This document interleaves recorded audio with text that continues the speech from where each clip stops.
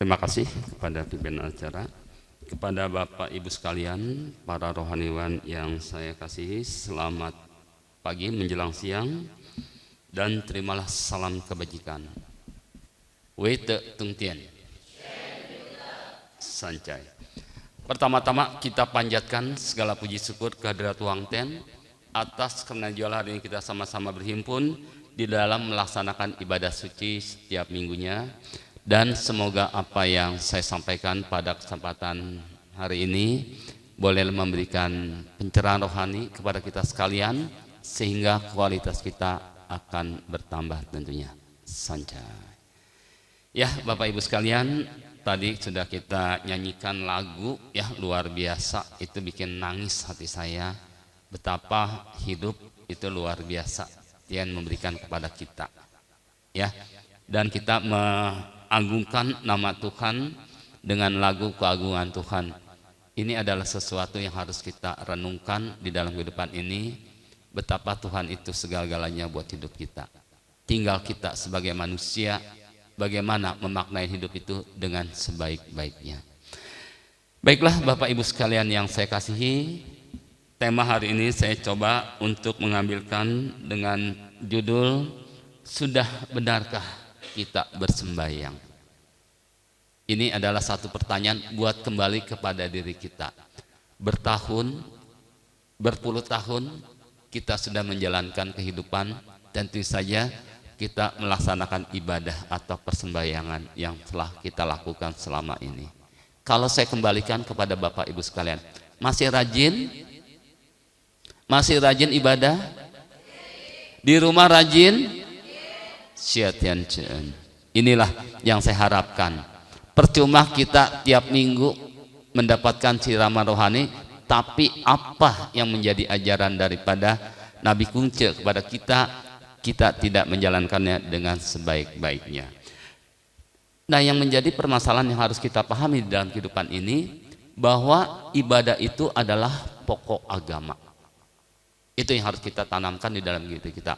Ibadah adalah pokok agama. Ini yang harus terlaksana di dalam kehidupan kita sebagai manusia.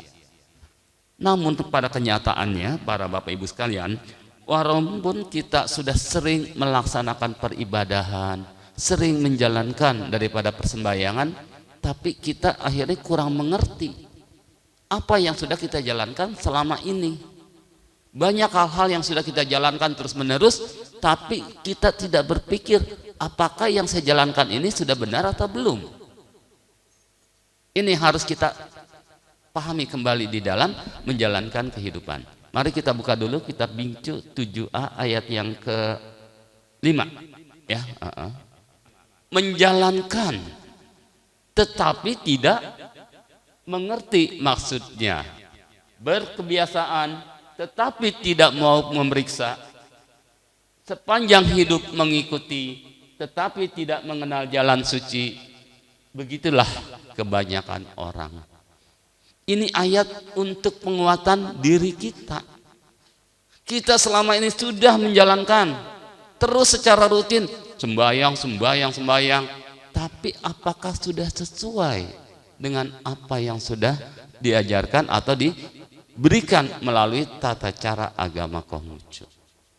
Kita lihat ada tetangga sebelah, masih saudara kita juga, dengan aturan-aturan yang berbeda dengan kita.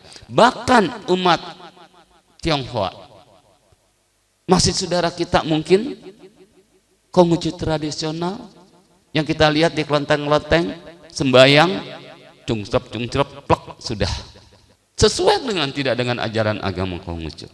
Inilah yang harus kita pahami di dalam kehidupan kita sehari-hari, bahwa sesungguhnya di dalam kita menjalankan ajaran agama itu tidak lepas dari tata cara dengan aturan-aturan yang benar, sehingga apa yang kita dapatkan, apa yang kita jalankan itu akan membentuk kemurnian di dalam hati kita.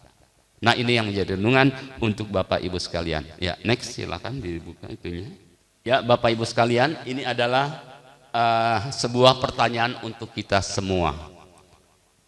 untuk kita pahami dengan baik, sudah sejauh manakah yang menjadi pemahaman di dalam hidup kita. Ya, kita lihat seberapa penting kita bersembahyang dan berdoa. Itu menjadi pertanyaan harus tertanam pertama di dalam kehidupan kita. Lalu yang kedua, apakah kita sudah melakukan itu dengan baik dan benar? Lalu yang ketiga, adakah manfaat yang kita dapatkan dari kegiatan ini semua? Coba kita renungkan kembali di dalam diri kita sekalian. Bapak Ibu sekalian yang saya pahami, bahwa ketiga inilah yang menjadi pemahaman untuk diri kita, maka saya akan ajak kepada Bapak Ibu sekalian, apa sih ibadah itu? Ya, next. Ya, inilah pengertian ibadah secara umum, ya. Jadi Bapak Ibu sekalian pahami kembali bagaimanakah kita ini memahami ibadah yang sudah kita jalankan.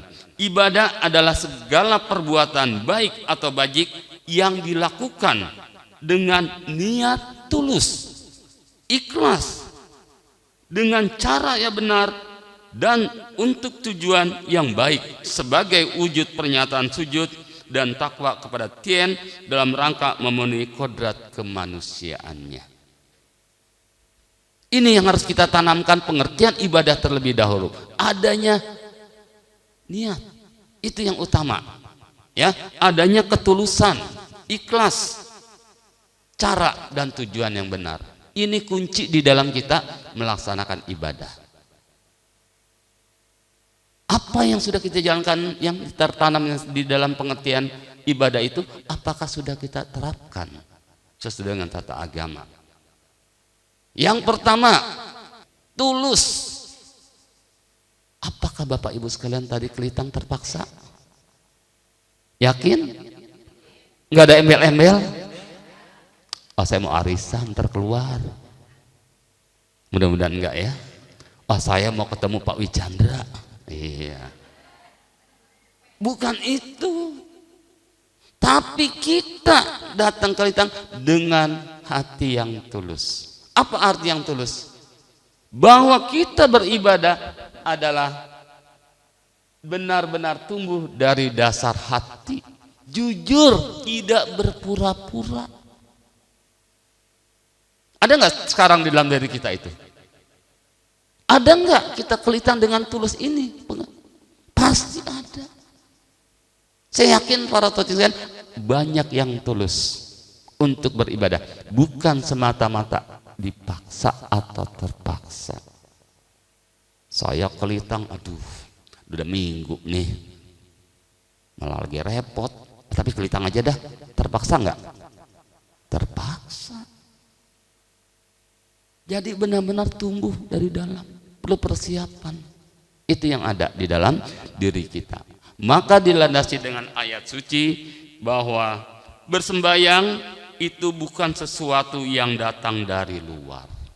Itu penanaman yang harus kita tanamkan, tapi tumbuh dari dalam diri. Ya, kalau kita rangkum di situ ada hal yang harus kita penuhi, yaitu didukung oleh adanya iman, percaya, satya, dan sujud. 4 inilah syarat sempurnanya ibadah kita di dalam ketulusan hati kita. Kalau 4 kunci ini sudah ada di dalam kehidupan kita, itu sudah bagus untuk Bapak Ibu sekalian. Saya angkat jempol. Ya, Litang tidak ngobrol, Kelitang tidak main HP tadi yang sudah disarankan. Kelitang pikiran lagi sembahyang, pikiran kita nggak kemana-mana. Mudah-mudahan nanti ibu bapak tadi lagi sembahyang nggak mikirin di rumah ya. Belum beli baju baru nih mau cincin. Nah, ntar mikirin takutnya, ya. Nah ini jadi pikiran kita tidak kemana-mana ya dengan adanya kesujudan dalam diri. Lalu yang kedua ya, ikhlas. Ikhlas kan Bapak Ibu Kelitang?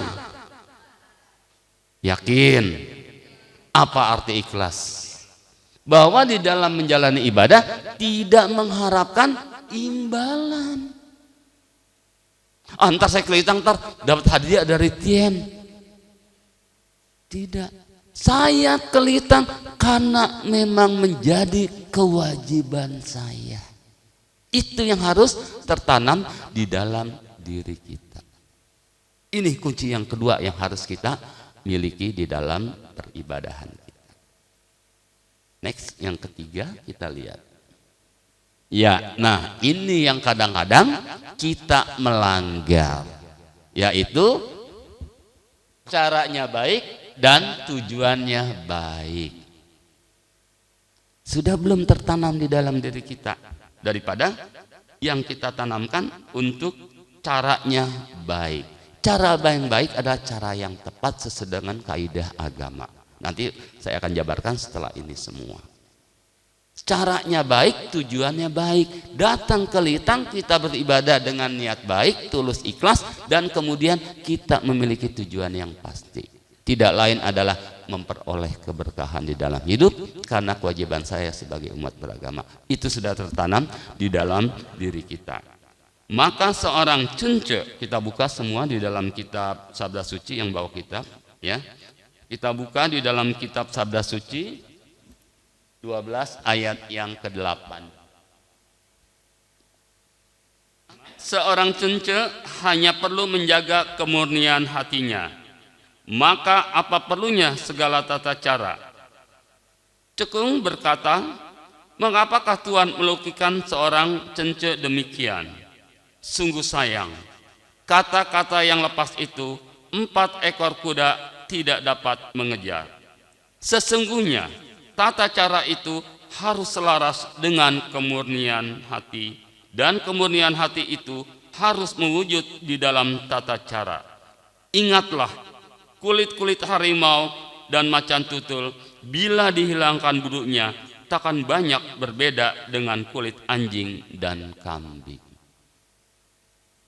Nah, jadi di sini Bapak Ibu sekalian, ada tata cara yang harus kita pahami di dalam kita menjalankan daripada persembahyaan atau peribadahan itu di dalam kehidupan kita.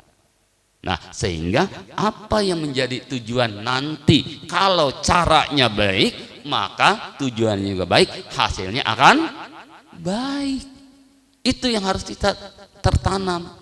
Kalau caranya baik, tujuannya tidak baik, hasilnya ya tidak baik. Mudah-mudahan umat di sini tidak ada yang tujuannya saya ke Litang, ntar saya doa kepada Tien biar tetangga saya yang mengen saya akan celaka misalnya. Itu tujuan tidak baik. Kalau orang menjolimi kita, apa yang kita ucapkan tujuan kita supaya baik? Kita mendoakan mereka agar mereka memiliki kesadaran. Itu yang diajarkan agama Konghucu untuk kita sekalian.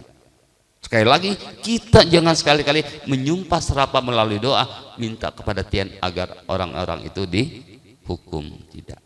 Ya, nah ini harus kita tanamkan di dalam diri kita. Nah, sehubungan dengan tata cara yang harus bagaimana sesuai dengan ajaran agama Konghucu, maka inilah cara-cara yang harus kita persiapkan di dalam beribadahan kita. Ya, lanjut langsung ke persiapan ibadah.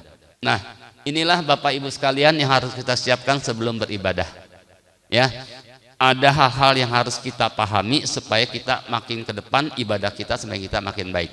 Yang pertama yaitu caice,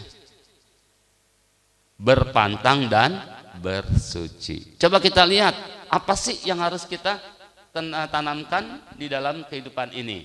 Lalu yang kedua adalah bersuci, yang ketiga berpakaian lengkap, yang keempat mandi keramas. Mana yang sudah dilanggar tadi sebelum ke Litang? Nggak mandi? Oh, mudah-mudahan mandi ya. Oh, saya yakin mandi ya. Berpantang, bersuci, pasti ya. Berpakaian lengkap? Iya, semua lengkap. Untung. Ya, bagus semua. Nah, inilah 4 kunci yang harus kita miliki di dalam bersembahyang. Ya, menjalankan ibadah. Persiapan ini dulu. Ya, yang lanjut. Ya, nah inilah yang harus kita persiapkan dalam berpantang sebagai persiapan bersembahyang. Cai yaitu pantang dalam kaitannya dengan makanan. Artinya apa? Pada saat kita bersembahyang, Hentikan semua hal-hal yang kita makan ya, yang akan mengganggu peribadahan kita. Sedangkan ci yaitu pantangan dalam hal perilaku. Ini harus kita tanamkan pertama. Tidak makan perilaku baik. Itu yang ibadah. Mudah-mudahan di sini nggak ada yang ngolong permen sekarang. Nggak ada ya? Makan kue, minum, mudah-mudahan tidak ada saat ini. Kita hentikan semua dalam ibadah. Kan nggak mungkin ya Bapak Ibu lagi sembahyang, ngolong permen. Kaget, mangap, jatuh. Repot. Ya, nah ini harus kita hindarkan. Nah, pantangan itu kita lihat ini penjelasan supaya kita mengerti kembali bahwa yang kita pantang di dalam kehidupan ini sehubungan dengan makanan itu ada maknanya yang nanti kita jalankan tanggal 2 ya Bu. Mudah-mudahan Bapak Ibu sekalian tanggal 2 sampai tanggal 8 kita ibadahnya benar-benar besok. Mudah-mudahan tidak bolong lagi seperti tahun lalu, malas aceh-aceh. Ini kita punya makna 4 di dalam pantangan yang kita lakukan setiap kita melakukan ciacai ya. Apa saja? Itu pertama makanan berpenyedap. Makanya kita makan tidak pakai kaldu, tidak pakai MSG ya. Nah, ini adalah mengandung makna adanya keprihatinan. Bagaimana makanan tidak ada rasa. Jadi kita punya keprihatinan di dalam kehidupan kita. Lalu makanan yang dimasak. Jadi rata-rata namanya caca itu makanan mentah. Tapi kadang-kadang kita susah ya makan mentah. Emang kambing. Nah itu kadang suka ngomong begitu. Ya, makanan yang tidak dimasak itu mengandung arti bahwa kita memiliki kesederhanaan di dalam kehidupan kita. Dan kemudian tidak makan yang berjiwa, daging-dagingan. Ya. Daging, ikan, telur dan sebagainya. Nah ini mengandung arti adanya kesucian atau kebersihan di dalam diri. Dan yang berikutnya adalah makanan yang merusak lingkungan, yaitu kita kembali kepada cinta kasih. Nah itu berhubungan dengan pantangan yang harus kita tanamkan saat kita beribadah ya. Jadi Bapak Ibu sekalian silakan. Kalau perilaku saya lihat ini yang tidak menyimpang daripada 4 pantangan. Dari mata, mulut, telinga, dan anggota badan. Ini harus kita cegah, jangan sampai kita melanggar le atau kesusilaan. Nah, itu yang pertama Bapak Ibu, yaitu tentang caice, yaitu berpantang dan bersuci. Lalu yang kedua adalah bersuci itu sendiri, khusus berkaitan dengan kesucian hati dan pikiran. Ini yang harus tertanam di dalam diri kita. Seperti tadi saya sampaikan, pada saat kita bersembahyang, berdoa, pikiran kita tidak kemana-mana. Jangan sampai kita memikirkan hal-hal yang lain di luar konteks kita beribadah. Jangan sampai nanti Bapak Ibu lagi sembahyang kita mikir, ntar pulang kita makan di mana ya. Ini kadang-kadang ada ya. Nah itu yang harus kita buang jauh-jauh. Kita benar-benar ibadah. Kendalikan terlebih dahulu kekalutan ya, jalan pikiran dan keresahan dan semua gejolak yang kita rasakan di dalam hati kita. Nah jadi itu, jadi sudah ditekanan cara kita bersembahyang yang benar. Lalu yang ketiga, berpakaian lengkap. Semua saya yakin sudah 100% benar. Berpakaian lengkap, baik kita bersembahyang di sini maupun di rumah. Jadi kita tidak sembahyang asal-asalan. Berpakaian lengkap adalah pakaian yang bersih, yang susila, yang rapi. Pakai daster boleh sembahyang? Boleh? Boleh kalau baru. Kalau bekas 3 hari 3 malam udah boiler, ya jangan dipakai ya. Nah pakaian lengkap menutupi daripada aurat kita ya, menutupi badan kita ya. Nah kita ini tidak ada batasan yang pasti, tapi menutupi daripada pundak kita sampai lutut, itu yang utama di dalam kita beribadah berpakaian lengkap ya. Nah ini harus dipenuhi oleh kita supaya benar-benar terlihat rapi, bersih itu sendiri. Lalu yang keempat yaitu berkeramas. Berbahagia saya kalau mandi tak pernah kering, jadi mandi terus basah, langsung pakai sampo, jadi enak kemana-mana, seger bawaannya ya. Nah, berkeramas itu penting untuk membersihkan daripada tubuh kita. Ini penekanan berkeramas ditambah dengan mandi yang bersih. Nah, inilah yang harus kita siapkan di dalam kehidupan kita. Nah, jadi Bapak Ibu sekalian yang saya kasihi, dengan adanya ini semua, apa yang tadi saya jabarkan ini, mudah-mudahan ayat tadi tidak menyinggung atau menyindir kita dengan telak. Berkebiasaan karena kita sering mengikuti, ya, menjalankan tapi tidak mengerti maksudnya. Semoga ini bisa terungkap di dalam ibu bapak semua, sehingga semuanya bisa dengan baik kembali. Nah, kalau demikian Bapak Ibu, penting nggak sembahyang di dalam kehidupan kita? Penting nggak? Karena penting, ini harus kita penuhi. 24 jam Bapak Ibu hidup tiap hari. Kenapa kita tidak mau menjalankan ibadah menjadi kewajiban hidup kita? Ibadah itu merupakan satu kewajiban yang menjadikan tolok ukur nanti kita persembahkan kepada Tien yang Maha Pengasih. Jadi inilah Bapak Ibu sekalian yang harus kita kembangkan di dalam diri kita. Ada nggak manfaatnya kita bersembahyang, beribadah setiap saat? Ada nggak? Yang jelas saya sangat merasakan. Satu, diberikan kemudahan. Kemudahan di dalam kita menjalankan kehidupan. Setiap kita mau menjalankan tugas kita, beribadah, bersembahyang, berdoa, mohon rahmatnya, Tien akan memberikan semuanya. Jangan pernah ngambek sama Tien, itu kuncinya. Ya, kalau kita tidak dikabulkan 1 kali, 2 kali dan seterusnya, kita tidak perlu ngambek. Ya, Tuhan sedang menguji kita.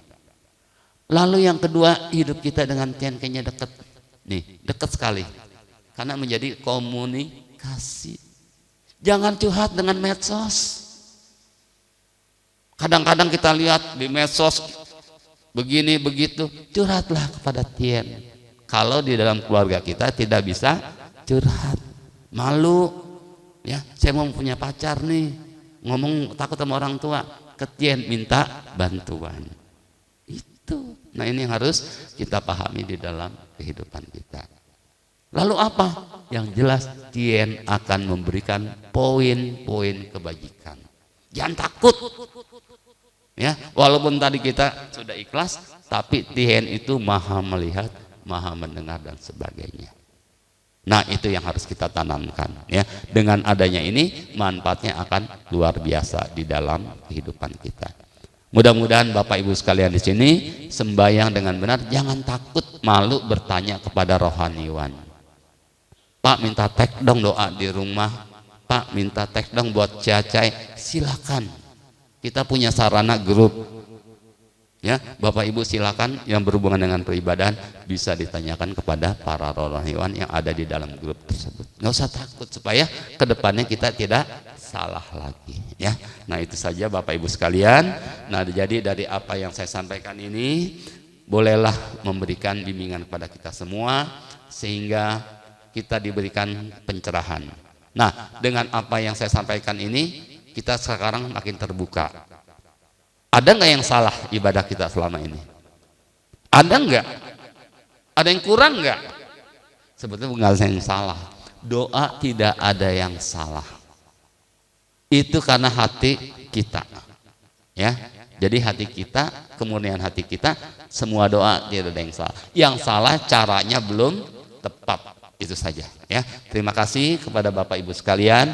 Semoga apa yang saya sampaikan ini bolehlah memberikan sedikit pencerahan rohani kepada kita semua, sehingga kedepannya Bapak Ibu sekalian semakin berkualitas imannya, terutama kita menjalani hidup ini dengan penuh kelurusan, ketaatan, dan sukses di dalam menjalankan kehidupan.